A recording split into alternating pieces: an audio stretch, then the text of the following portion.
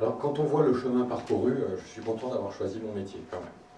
Parce que je ne vais pas vous faire ma vie, mon œuvre, mais je vous explique pourquoi je suis là aujourd'hui. En 2008, j'ai été licencié pour faute grave parce que j'ai dénoncé les perturbateurs endocriniens qu'il y avait dans les cosmétiques que je distribuais dans la maternité qui m'employait. Je suis passé au journal de 20 heures et le lendemain, j'ai été viré. 3 ans de procédure, et j'ai fini en cour de cassation à Paris. Donc c'est du lourd quand même.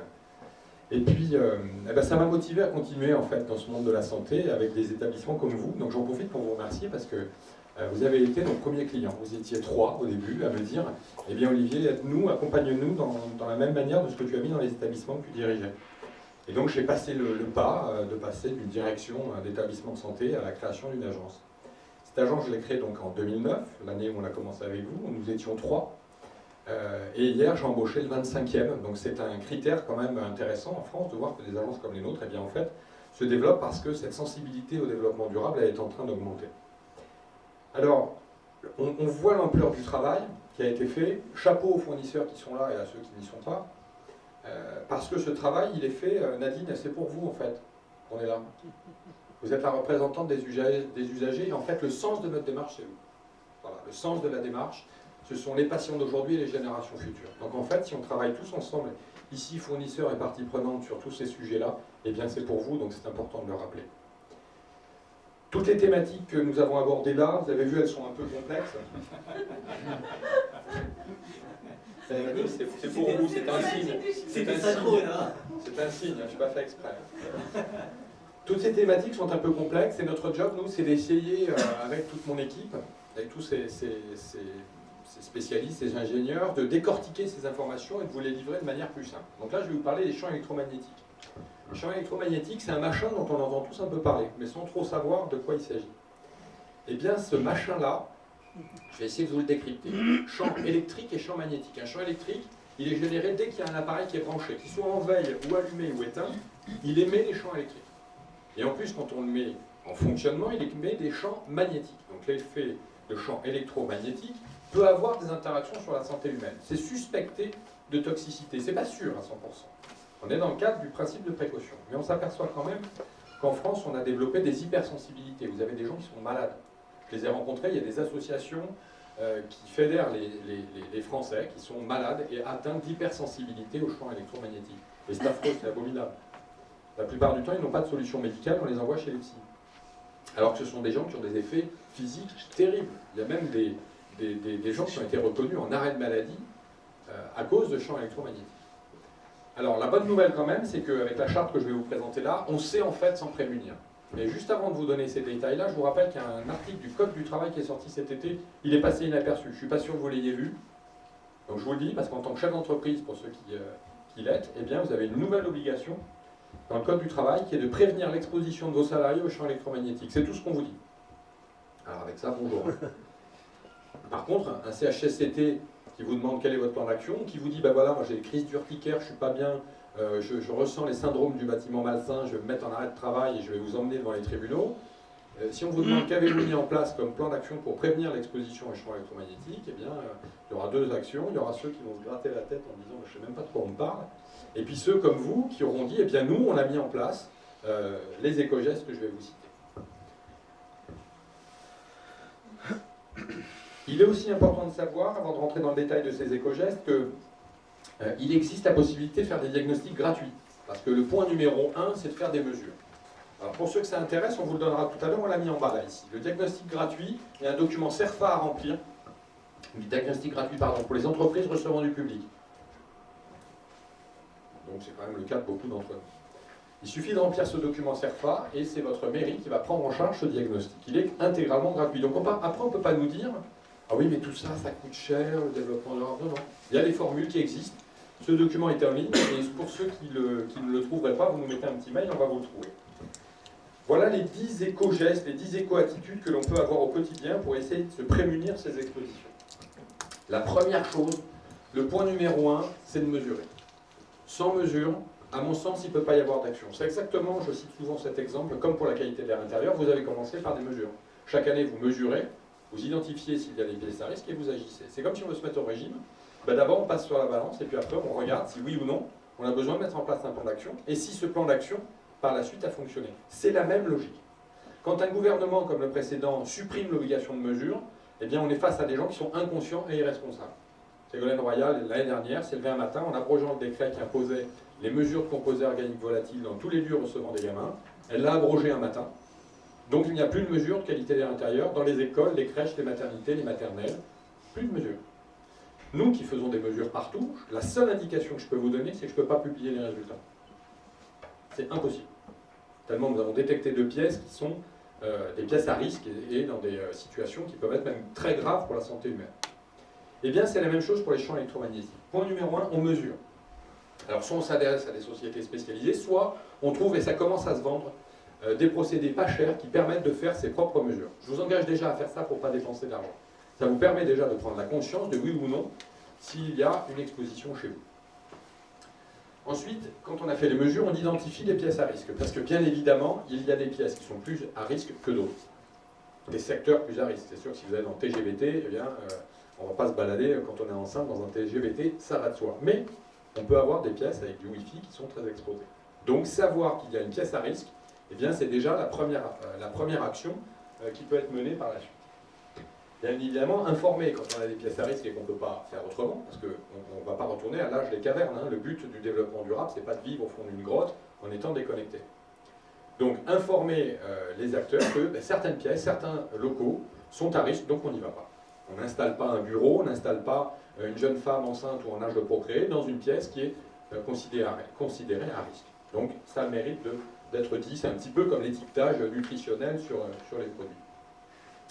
Les veilles et les tensions, évitez de mettre la position veille.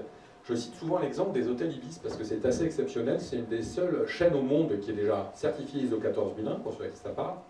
À l'échelle d'une chaîne, c'est colossal comme travail. Eh bien, dans le job j'ai failli dire d'une ASH, dans le job des femmes de ménage dans ce groupe, eh bien, elles éteignent la télé. Ça fait partie de la description du poste. Vous rentrez dans une chambre d'Ibis dans le monde entier, la télé ne sera pas sur veille. Vous voyez, ça peut être un détail, mais ça n'en est pas un pour 2 raisons. En France, il faut une centrale nucléaire pour alimenter les appareils en veille. C'est l'équivalent de la production d'une centrale nucléaire pour nos appareils en veille, nos cafetières, nos ordis, nos télés. Donc en termes de consommation énergétique, c'est pas parce qu'on est en veille qu'on ne consomme pas. Donc consommation d'énergie, émissions de gaz à effet de serre qui sont liées, et émissions de champs électromagnétiques. Donc un appareil électrique, il faut qu'il soit éteint. Il faut systématiser. Donc c'est difficile, hein, ça paraît facile entre nous, mais quand vous partez du bureau de M. Taïb avec tous les ordinateurs, je ne suis pas sûr que tout le monde ait la conscience qu'il faille éteindre et pourquoi il faut éteindre. Eh bien le pourquoi, c'est qu'il faut tout simplement réduire notre exposition au risque. C'est aussi simple que ça. On doit réduire cette exposition en permanence, ça fait partie des solutions. Le point numéro 5 est le point majeur. S'éloigner des appareils qui sont émissifs. Ça peut paraître évident, mais ça ne l'est pas. Mesdames, je vous donne un exemple, pardon de faire un peu caricatural, mais les plaques à induction, on a découvert ça par hasard en faisant des mesures. C'est stupéfiant. Si vous êtes collé à la plaque à induction, vous êtes dans un champ électromagnétique qui est 20 fois les valeurs seuil. Il faut être à 40 cm. Il suffit de le savoir. On ne cuisine pas face à une table d'induction. Idem avec un micro-ondes. On ne va pas se coller le nez pour voir si le machin qui était au micro-ondes est en train de cuire. Donc il suffit de retenir cette clé. Vos téléphones, c'est pareil. Sachez que sur vos téléphones, vous avez un indice DAS. Je ne sais pas si vous le connaissez. C'est l'indice d'émission de champ électromagnétique des téléphones. Ils sont tous classés de 0 à 100. Alors bien évidemment, je ne vais pas vous raconter l'histoire, j'ai comme beaucoup de gens un iPhone, et je ne suis pas allé regarder le taux DAS pour aller acheter mon téléphone. Par contre, on n'appelle jamais sans oreillette. Il faut être à 40-50 cm, 1 mètre de son téléphone. Et là, on ne subit pas les champs électromagnétiques. Si vous passez la journée avec votre téléphone à la tête, là, vous subissez plein pot les champs électromagnétiques. Et quand on le mesure, c'est en cela que c'est intéressant d'avoir un appareil. Je vous engage à l'acheter cette année. Je peux vous donner les appareils pas chers, hein, qui vous permet de prendre conscience. Parce que quand vous voyez que l'appareil passe en rouge lorsque vous faites un geste, eh bien évidemment, c'est plus facile de supprimer et de changer d'attitude que quand c'est juste une vision de l'esprit. Donc, s'éloigner de tous les appareils qui sont émissifs. Une autre caricature, votre table de nuit. La table de nuit avec le réveil, radio-réveil électrique, des fois la box, la lampe avec éventuellement des ampoules qui peuvent émettre aussi des champs électromagnétiques, et bien ça peut générer des troubles du sommeil très importants. Donc, sur une table de nuit, il n'y a pas d'appareil électrique, aucun. Il faut qu'il soit plus loin. Au moins 50 cm. Si vous retenez cette règle pour vous et vos gamins, vous avez déjà, en grande partie, résolu le problème. Le point numéro 6, surtout dans un établissement comme celui-là, à mon avis, c'est une clé pour les années à venir. créer des espaces sans aucun champ électromagnétique. Les associations de patients m'ont fait une demande à laquelle je ne suis pas capable, moi, de répondre, mais vous, oui. Vous êtes en capacité d'y répondre. Les associations de gens qui sont hypersensibles, soit aux produits chimiques, soit aux champs électromagnétiques, nous disent demandez aux hôpitaux avec qui vous travaillez, ou aux EHPAD, qu'ils créent des zones pour nous, patients hypersensibles. Parce qu'en fait, il y a plus de champs électromagnétiques à l'hôpital qu'à domicile. Donc si on est hospitalisé, on a encore plus mal quand on vient chez vous que quand on est chez soi. Essayez de nous créer 2 chambres par établissement de santé qui soient exempts totalement de champs électromagnétiques. Alors ça, c'est un surcoût. Voilà. Si vous voulez faire 2 chambres comme ça, c'est entre 3 et 4 000 euros de plus par chambre. Il faut le savoir. Mais ça vous permet aussi de dire demain, eh bien, nous sommes en capacité de vous accueillir, vous patients, qui êtes hypersensibles. C'est aussi un peu un côté marketing, mais c'est aussi, je pense, donner du sens à la démarche d'un établissement de santé. Donc donner des pièces qui sont hors champ électromagnétique, mais tout en continuant à bosser. Il est évident que quand on a un dossier médical à remplir, aujourd'hui on est tous avec des tablettes. Alors il y a de nouvelles technologies, je peux vous parler du Li-Fi, qui est très intéressant. L'hôpital de Perpignan vient de s'équiper en totalité. Le Li-Fi, la donnée Internet est transmise par la lumière, c'est du morse en fait. Il n'y a pas d'émission de champ électromagnétique, c'est du morse. Par contre, il doit y avoir des lieux, c'est-à-dire que vous pouvez mettre dans la chambre du nouveau-né, c'est un vrai projet pour la materne, de supprimer le Wi-Fi dans une maternité. De toute façon, il sera interdit à mon avis à court terme. Mais de supprimer dans une maternité, tout en continuant à faire le travail, eh bien, il suffit qu'il y ait une lumière dans la chambre qui puisse permettre de travailler avec l'ordinateur ou la tablette, sous la lumière, et vous transmettrez l'information en direct. Le Wi-Fi, ça existe, ça marche et ça va se développer. C'est une technologie qui est tout à fait intéressante pour le secteur, comme le secteur de la santé et les écoles aussi. Bien sûr, préférer les technologies et les appareils moins émissifs. Alors ça, c'est un point très compliqué. J'ai la chance d'accompagner des centrales d'achat en France qui travaillent sur les critères de choix des produits qu'ils référencent pour le monde sanitaire et médico-social. Mais l'obligation d'étiquetage des champs électromagnétiques n'existe pas dans notre pays. Donc à part les téléphones, vous ne pouvez pas exiger du fabricant cet étiquetage. Eh bien, je vous engage à le faire, vous, dans le cadre de vos achats, que ce soit pour vous, les fournisseurs d'HPNP, et bien sûr, pour vous, pour tout ce que vous achetez. Parce que si vous faites ce job-là, eh bien, vous rendrez le système implicite. Regardez quand vous achetez un frigo aujourd'hui, vous allez chez Darty, et bien maintenant, on a tous l'habitude de l'étiquette énergie et de se dire, bah, si j'achète un frigo à plus, eh bien, je vais moins consommer d'énergie. Certes, il va me coûter un peu plus cher aujourd'hui, mais sur la durée, je vais moins consommer d'énergie. Vous avez aussi l'étiquette, vous parliez de nuisance sonore tout à l'heure, il y a aussi la donnée décibels sur l'étiquette énergie. Eh bien, la logique demain, c'est qu'on arrive à faire en sorte d'imposer qu'il y ait une étiquette sur le taux de champ électromagnétique. Dans la mesure où elle n'existe pas, demandez-la. Je prends l'exemple d'une maternité où vous avez un endroit qui peut être une caricature. Couveuse, électrique ou pas, chauffée ou pas, lit électrique et bandeau tête de lit dans la chambre. Eh bien, l'association de tout ça peut faire que vous êtes dans un bain électromagnétique très très fort. Si, lorsque vous achetez votre lit électrique, votre bandeau tête de lit et votre couveuse, vous exigez du fournisseur un taux, un chiffre, et que vous privilégiez l'achat de celui qui est moins émissif, vous avez changé le monde. Vraiment, parce que de toute façon, ce que vous faites ici, vous l'avez remarqué depuis quelques années, ce que vous faites ici, vous êtes souvent montré un exemple, et de ce fait, le reste du secteur le fait 2 ans après. Donc le fait de choisir, même chez vous, perso, si vous allez vous acheter un frigo, un micro-ondes, pardon, emmerdez le fournisseur, je sais que c'est filmé, mais pour demander quel est le taux de champ électromagnétique du produit. Au début, on va vous répondre rien parce qu'ils ne le sauront pas, et à force de nager à contre-courant, on changera le sens du courant. Bien sûr, sensibiliser à la prévention des risques du téléphone portable, ça c'est surtout pour nos gamins et nos ados, hein, surtout quand ça touche plus particulièrement les jeunes, mais tous vos salariés, tous nos salariés, le fait de parler de l'oreillette et de faire en sorte de l'imposer est une clé.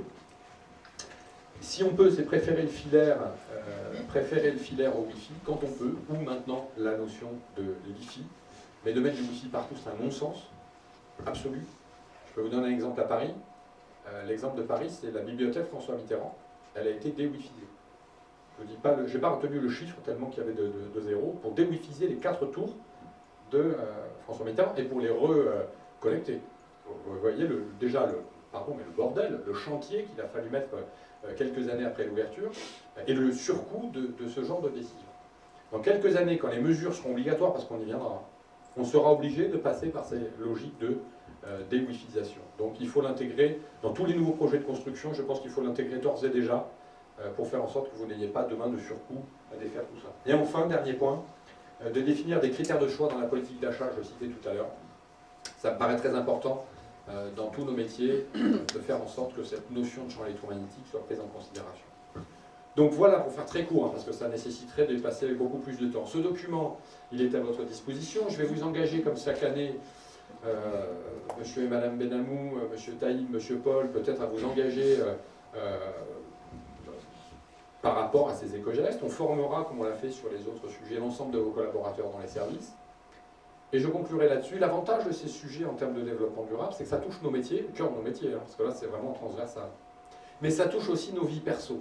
C'est-à-dire que ça ne peut pas laisser insensible personne, parce que ça nous touche absolument tous.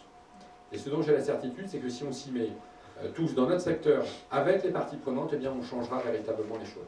Je conclue là-dessus.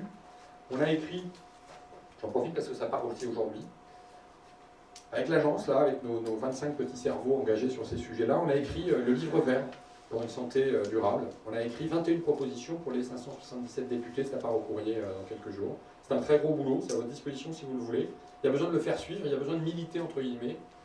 Et la bonne nouvelle, je me fais plaisir, moi aussi comme vous, hein, dans mon quotidien, c'est pour ça que j'y vais bosser tous les jours avec le sourire, au-delà de la terrasse comestible, hein, on a pris juste un peu d'avance par rapport à vous. Hein. Les ruches arrivent vendredi, mais la terrasse comestible est faite, on produit nos propres légumes. Ça, la bonne nouvelle, c'est qu'on le transforme en pièce de théâtre. Et l'année prochaine, on viendra vous proposer de jouer cette pièce de théâtre à Paris. Donc ça sera peut-être un peu petit, parce qu'on a l'intention de toucher beaucoup de monde. Mais on va transformer ces 21 leviers pour une santé durable en une pièce de théâtre pour toucher le plus de gens possible et transformer ces sujets qui peuvent être un peu des fois anxiogènes, un peu tabous, en une pièce qui sera rigolote et dont on sortira en ayant peut-être compris qu'on peut changer le monde tous ensemble. Voilà, merci beaucoup et encore bravo.